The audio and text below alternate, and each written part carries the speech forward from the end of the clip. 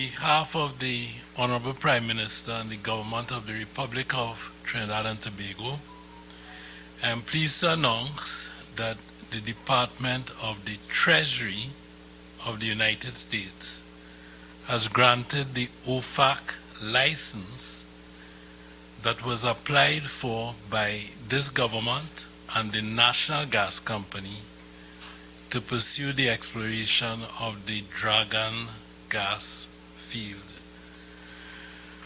The grant of this license represents the result of the diligent and dedicated diplomacy of the Prime Minister and her government.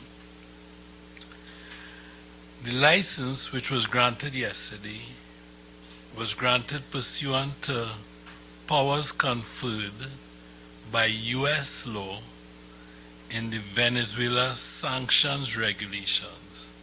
It was issued under certain executive orders, and it authorizes U.S. persons, including employees, affiliates, contractors, and service providers employed by or acting on behalf of or for the direct or indirect benefit of the government of the Republic of Trinidad and Tobago, the National Gas Company of Trinidad and Tobago Limited, Shell PLC, Futura Clara Limited, and their subsidiaries and their affiliates and contractors to engage in transactions ordinarily incident and necessary to negotiations with the government of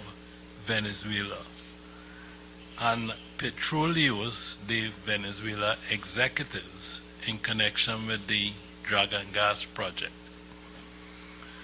Paragraph 1 of the license states inter alia that it is based, and I quote, upon the request dated May 19th, 2025, and supplemental information provided on diverse dates in June and July of 2025.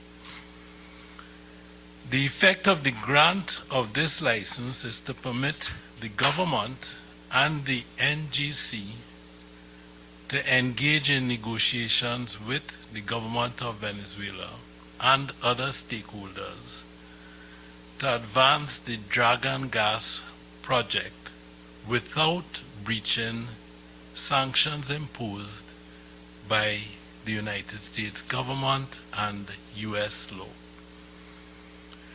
It bears noting that the last administration spent in excess of $120 million pursuing this project, with nothing to show for it after 2 years.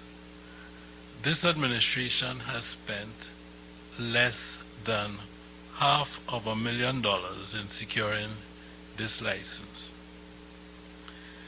This fact alone speaks volumes with respect to the manner in which the government and the Prime Minister has undertaken the business of the people of this country.